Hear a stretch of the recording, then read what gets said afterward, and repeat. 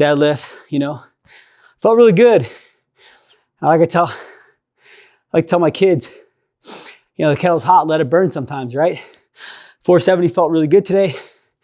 Fuck it, I'll throw 500 on.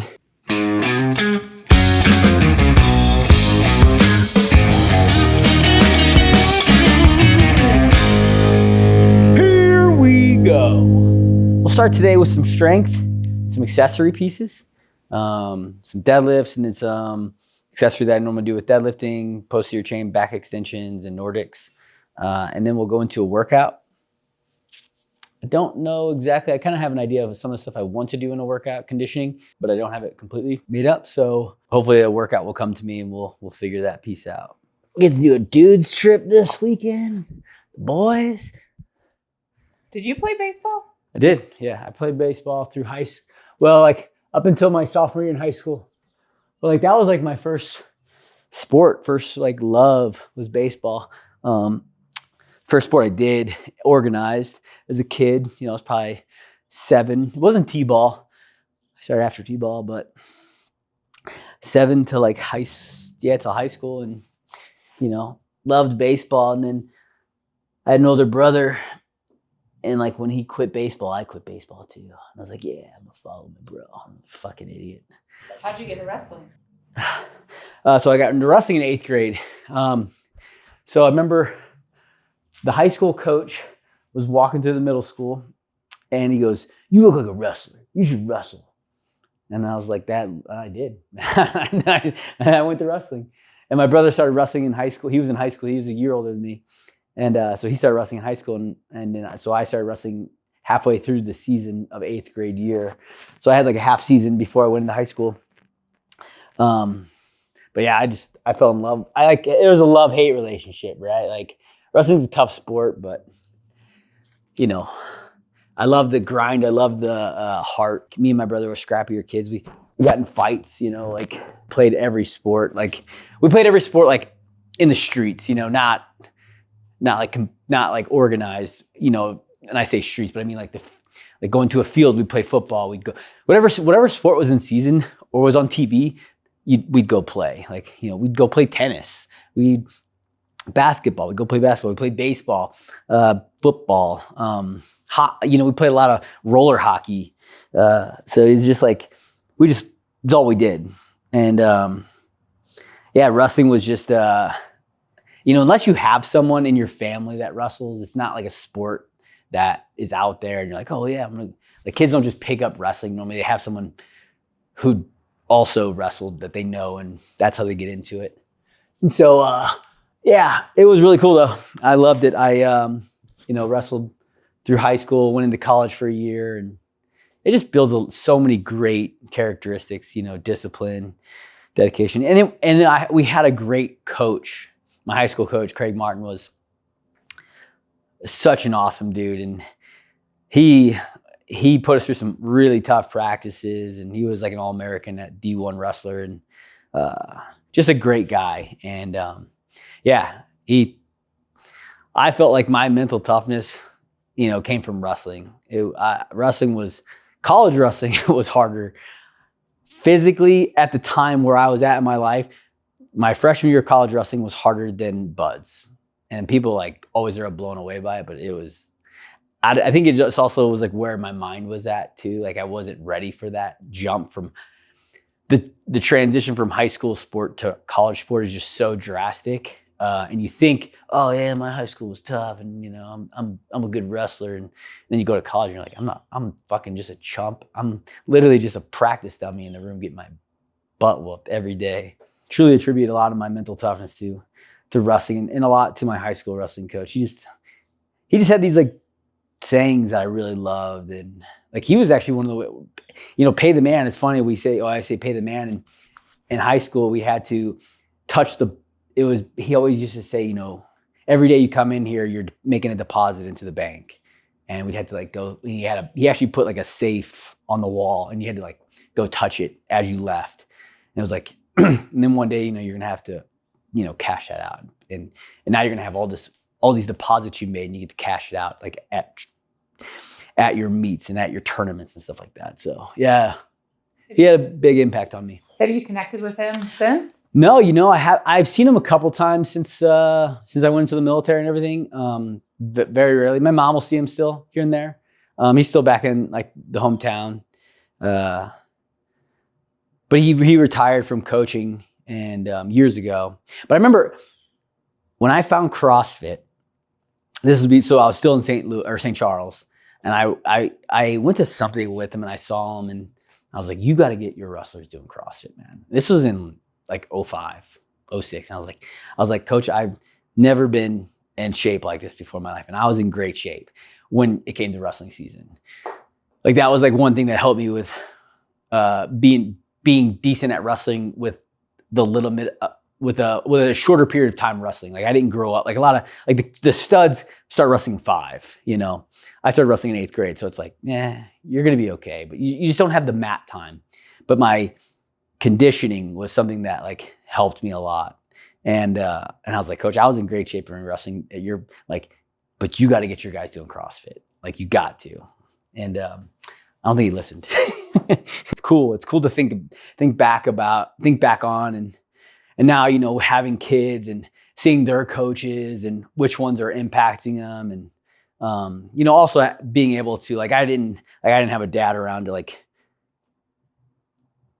give me other advice outside of my coaches.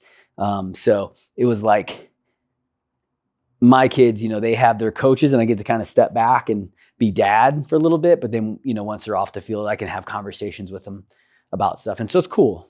And I'm enjoying it. And I want other coaches to have impact on them, because that's how you become, a good person, a good adult, a good man. And, finding the good and bad between other male figures in your life. So it's cool. And sometimes kids just hear things better when it's not coming from their dad's mouth. Your ears just open up a little bit more for some reason. Even if you've said the same thing 1,000 times. Dad, you just look at him, you're like, that's great, son. That's great. My little guy, he listens to me. And my older one, he's a little bit more like but it's all right because I was the same way, right? Like I had this, I thought I knew everything and a little bit more stubborn sometimes for sure. And so I know where he gets it. We're gonna do some deadlifts. Deadlift's been feeling good. I definitely want to get up to 500 pounds for my pull. So feeling really good. So today I did 2s last week. So today will be 5s. And yeah, I want to get some activation really quick. So I'm gonna do some wake up my central nervous system. So I'm gonna do some row sprints real quick. It's always good before you hop on a plane to work your deadlift for sure. Do you ever train differently before knowing that you're going to fly? Funny that I always try to hammer myself really hard because I know when I'm traveling, it's a good shot. I'm, definitely not gonna have all the stuff I want to have for the most part. And I always try to think about what if I'm going to a hotel, okay, I know I'm gonna have dumbbells up to 50 pounds. So I'll save stuff like that for when I'm there, right? I won't do any devil presses or light dumbbell stuff. And I know, they're always gonna have a pull-up bar and they'll probably have a treadmill. A lot of them are starting to have rowers too, which is nice. So, I try to maybe not do that kind of stuff that I think I'm gonna have. So I do stuff that I don't think I'll have. Like I'll squat, or a sandbag or GHD. I'll do my sit-ups or any of them like bike machine or something. Rope climbs. Kind of go with the stuff that I don't think I'll have for however long I'm gonna be gone for.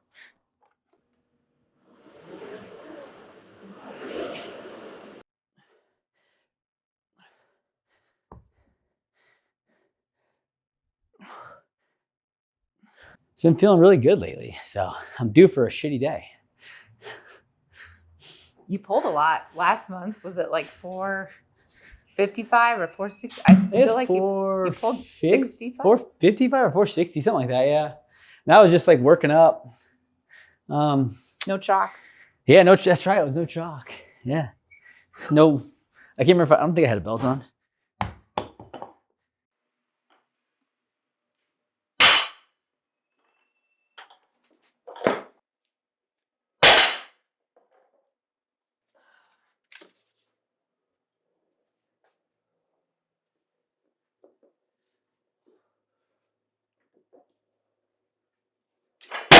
That was 405. This will be 445. Yeah, I was gonna make it 435, but that felt really good. So let's see. Let's see how it goes.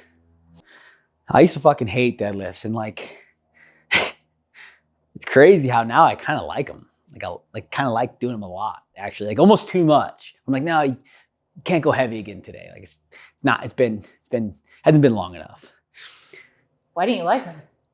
I wasn't good at them, and then you just tweak a couple things, like your form. And I really think form had a lot to do with it, but then also like accessory pieces, like doing Nordics and doing split squats and doing single leg, stiff legged deadlifts, back extensions with weight. Like adding those accessories has really helped like activate every little thing, but then also just feeling the form correctly. And I've been listening to this guy named Sebastian who he's like Australian strength coach is like his handle on Instagram. That's really helped me just kind of putting myself in good position. And not only for deadlift, but for squatting and benching as well. Like he's really given me just a few cues where I'm like, I've been doing this shit forever. And it's like, damn, like I'm 41, about to be 42, and I'm fucking, still learning. And that's why it's so cool to keep those open-mindedness and try to figure out little ways to just be more efficient. Because when you watch the top tier of anything, like the guys that are on this another level, it's the little fucking things that they're doing that aren't like crazy special. It's just these little minute touches that you just, now that I'm not competing, I'm not really thinking about as much. But man, it's like, pushing the bar away, keeping myself basically like as long as possible, like my neck as long as possible, like thinking crown to the ceiling. And then basically just to get into position for a deadlift, you actually just want to keep your arms as long as possible. And then basically just go to the bar here. So that's your position. That's your start position, right? Instead of like coming down and getting your arms bent, because then you have to travel so much farther with the bar. So you only want to bend down as far as possible. And like, I've always known, once I learned push the earth away and not pull the bar up, that has drastically helped my deadlift. So just little things, and that's crazy. But yeah, check him out. Australian strength coach, Sebastian. I can't remember his last name, but awesome content he's putting out. The journey never ends. That's right. Never ends. The day you think you know everything is the day you retire. And cameras always make you lift more weight. Remember that. Always.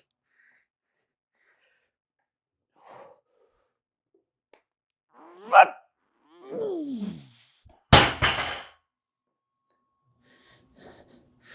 felt pretty good. Another jump? Yeah, we'll go one more. Going up to 470? 470.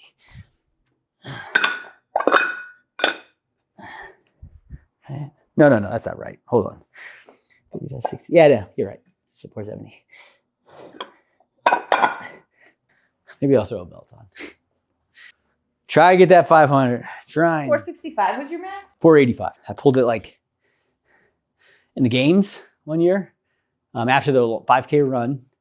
And then I pulled it. I was in Brazil actually, in like 2014 on a training camp. And it was like kilos, and so I didn't know what the weight was. And that was actually the first time I PR'd. Deadlift is always just like scary. when you go one rep max, you're like, oh, is this the time when I fucking just snap something in my back? Ish. One rep max-ish. So you're working to pull 500 like it's light, like 520 is your one rep. Yeah, right. Exactly. I want 500 to feel light. I don't want it to feel like Oh, fuck. Did I fuck something up today? You don't want to take 5 minutes. Yeah, exactly. I don't want, no, I don't want someone to put a clock next to my pole.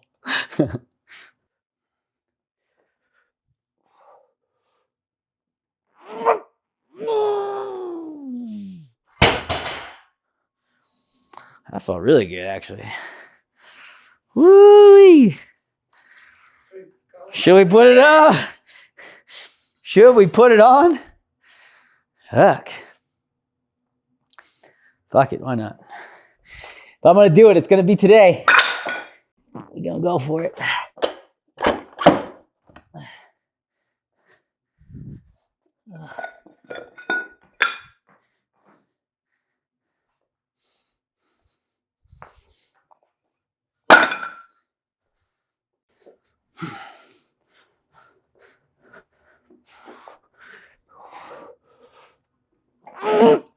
Oh, I went on the ground. I'm gonna get that one more shot. I think I got that. I think I just got nervous in my head. It came off the ground, didn't it? I think it did, yeah.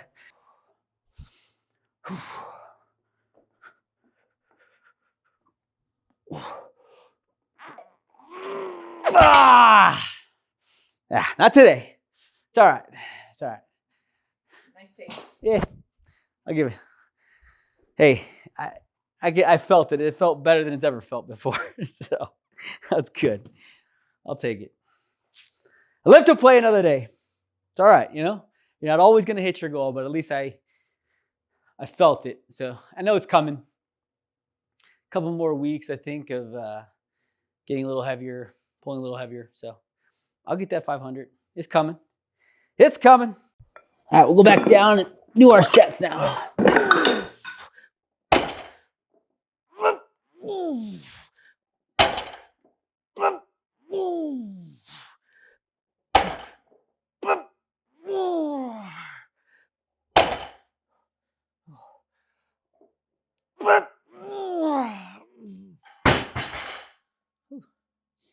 All right.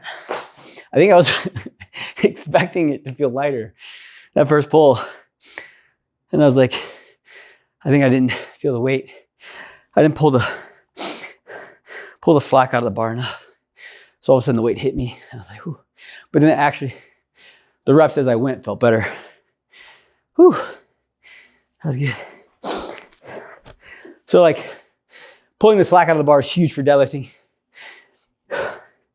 Basically, you can think of it one way, you know, pulling that slack out, feeling the weight. It's kind of like what I try to do, stepping off a rack of a back squat, press into the bar, feel the weight, then step it up. Deadlift's just a little opposite. Push your feet into the ground a little bit, like pull against the bar. You'll feel the weight slightly. You'll pull that slack out of that bar. You'll feel that little bit, and then start to drive through the floor.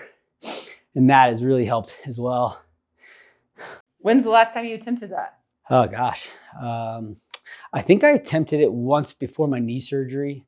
My deadlift was feeling really, I think I hit 465 without a belt. And I was like, fuck this, I'm going for 500. And it didn't even come off the ground. It didn't move.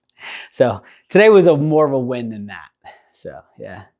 The time to use straps is when you really want to focus on whatever, like, so if you're pulling, and you want to focus on your leg and lower back and posterior chain, your butt, your glutes, right? Like your grip. Like my grip's fine. Like I worked up without them and then came back down with them. And so for fives, you know, it's like, it's okay. Like you're trying to work the actual strength part of your legs, not your grip in this.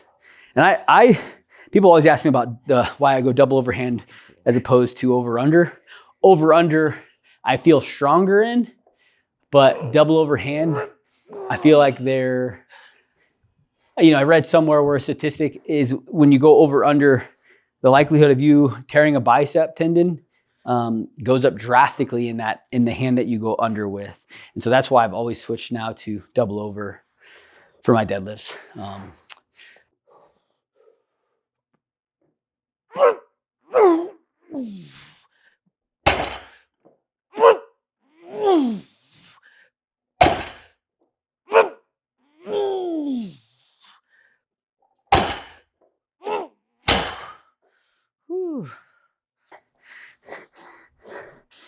pushing the pace there a little bit. So only got to 3 reps on that last set. Whew. But still felt really good. You know, should have probably went more like 405 instead of 425, but hey, it felt good. Sometimes when that kettle's hot, you gotta let it burn, baby. On to accessory. I think one of the most important parts of strength, accessory, something that I used to really slack on. So definitely don't do it anymore. And I wish I could go, if I could go back and adjust some things in my training. When I was competing, it would be doing more accessory pieces. So for deadlifts, whenever I do it, it's always typically Nordics, stiff-legged, single-leg deadlifts, back extensions, things of those, things that really grab the hamstrings and glutes and low back. And actually, when I do these normally too, my low back won't feel the effect of the deadlift nearly as much. I don't get as sore most of the time. I'm not gonna say I don't get sore at all, but because I do. But when I do these accessory pieces right after, I feel like it definitely helps alleviate some of that soreness. I'll do my Nordics on my GHD today. I've been doing them a lot more on this than on the, using like the floor with the little Nordic doorway accessory piece. So yeah, we'll do them on the GHD today. So if you have a GHD, awesome. If not, there's a lot of ways to do the Nordics. You can use a belt with a bench, which is a really easy way to do it. And then obviously there's some other little contraptions. You could even fucking take I've even seen like a barbell with weight and a bench, create a little space in between them. And that's where you put your feet. So your knees are on the bench, doing your Nordics on the bench, but you're using the weight as your support and that's what you're pulling into.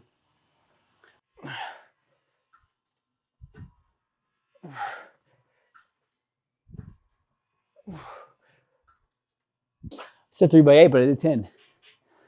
Oh man, those are so nasty.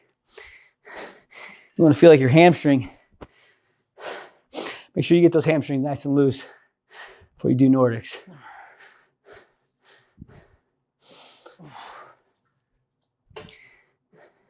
All right, so there's my Nordics. That is a hamstring roaster.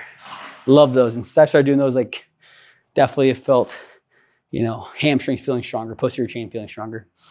Now we'll go into back extensions. I always like to do my back extensions weighted. And then at the last rep, I hold at parallel, like a static hold. Static holds are something that definitely want to throw into your training a little bit randomly here and there. We do a lot of, dynamic movements and just hitting that like stabilizer, holding muscles that we don't do all that often is really beneficial. I do them with this. I'll do them with L-sits. I'll do them with your shoulders, right? Just holding like a lateral raise outside for as long as you can.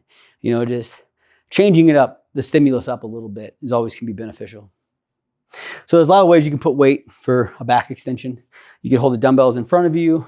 You can get a barbell up on your back. Sometimes that's harder if you don't have a partner to do it. Grab a plate, grab a ball, hold it up on your chest.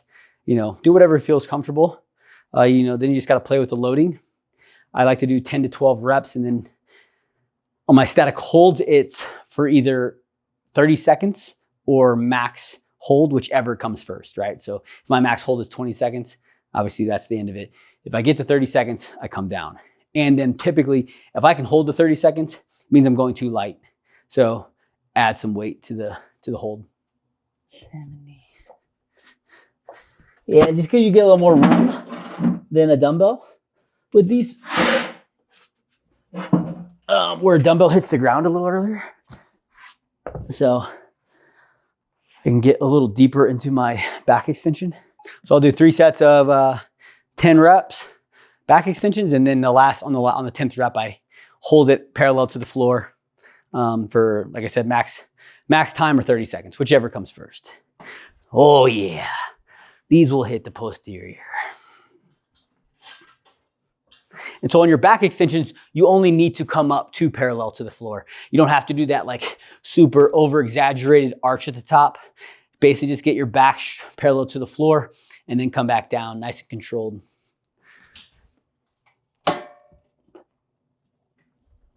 Do you have any memories of the sorest your legs have ever been? Oh my God. Every time they get sore, they're the sorest they've ever been. No, I'm trying to think of, there's definitely been some workouts where I have fucked my legs up so bad. A couple good stories on those. One is triple Fran. And that's, I tried to do Fran straight through, so 21:59. So you go 21:59, 21:59, 21:59. You don't do like 21, 21, 21, 15, 15, 15. Sorry, let me get your breath. I've heard of a couple of people trying to do Fran like that, where it's like, oh yeah, I did 3 Frans in a certain amount of time. And I'm like, no, that's not 3 Frans the same. Like, that's a different scheme. Like, if you ever want to say you did 3 Frans in a certain amount of time, like it has to go, you have to go through Fran, start over, and start over. And I always wanted to get it sub 10, 3 Frans in sub 10. And I had one where I fucking dropped one of the sets of 21 or 15. I can't remember which one, but I dropped it 1 rep short, like not thinking. And I was so mad at myself, and I got 10:02 or something like that. And I was like, if I wouldn't have fucking dropped that 1 bar. But anytime I did that, and I probably did it 5 times or 6 times, and my legs were always so smashed. I mean, not being able to walk downstairs, not being able to sit on the toilet. Like, whenever you have to put your hand on the toilet seat as you go to squat on it, that's when you're in a bad place. Or you're scared to grab anything off the floor. That's a pretty bad place. And that triple Fran always did that. And then another thing I've done it twice is double body weight back squats for 100 reps. And so it was at like 350 or 355 I'd do it at. And I'd get it done in like 30 minutes. And oh my God. The number of days it took to recover from that shit was so insane. But something I was always proud I could do. You know, back squat 350 for 100 reps. And I basically tried to hold it like 5 on the minute, you know, and that slowly went away. So it was, yeah, pretty nasty. But that was probably one of the sorest my legs had ever been. Anytime I went to Rich's house and trained for a week, those were pretty rough walking down. And when he got actually both houses had stairs in them. And coming down those stairs in the morning to like start it all over again, I'd be like, here we fucking go. Like, do 100 back squats at double body weight. That'll fuck your legs up. Very good. Takes a certain amount of reps now. It's not every time I hit my legs are crushed anymore. But it's like where it's at, it's always pretty much the same. And it's like that high hamstring, like where my hamstring and glute attaches, like right in my like pelvic bone at the high top of my hamstring. And that is what gets so nasty. I have to like place a barbell kind of like at a bench press or a little bit lower than a bench press, and then kind of like put my leg over the bar and like get up into that high hamstring. And it's one of the worst places to smash for sure. So there you have it. You know, it's a great posterior chain day, deadlift, you know, felt really good. I like to tell my kids, you know, the kettle's hot, let it burn sometimes, right? 470 felt really good today. Fuck it, I'll throw 500 on. But something me and Whitney were just talking about is not putting yourself into compromised positions, allowing your form to go to shit so you can have an ego and say, oh, I deadlifted 500 pounds today. Because one of the best pieces of advice I'd ever heard when it came to training was, you can't make a significant amount of gains in one day, but you can set yourself back quite a bit in one day of training. So allowing your ego to get the best of you and to put yourself into compromising positions where you could hurt yourself, especially in something like a deadlift, can really set yourself back. And today, yeah, I didn't pull 500 pounds. I can't walk out and tell people, oh, I pulled 500 pounds. But I fucking pulled 470 and it felt really damn good and it felt really smooth. So it gave me that bit of confidence that next time I go to pull 500, next time I go to pull 490, I'm gonna have more confidence in, you know, if I did somehow manage to squeak that 500 pounds out, but tweak my back or tweak my hamstring or do something stupid and hurt myself and set myself back 6-8 months, you know, what good would that have been? What, I could say I pulled 500 pounds? No, I'll get it next time. So remember that, right? Put your ego in check sometimes in training and realize how you create growth and confidence and growing in your athletic ability and your training, in your strength, in your speed and your agility and all that is by coming in here and doing the work day in and day out. It's not one hard day, right? Don't come in and do a little bit and expect big results, right? Come in and do and keep working harder every single day and keep adding, fucking putting deposits in that bank account that one day you can cash it all out and pay it in for when you need to. So, but it's the consistency, it's the discipline, it's the mundane over and over again dumb training that you come in and do day in and day out, and that's where you see the growth. It's not one great fucking day in the gym. So hope you guys enjoyed that. Like, subscribe, do the thing, and as always, don't forget to pay the man.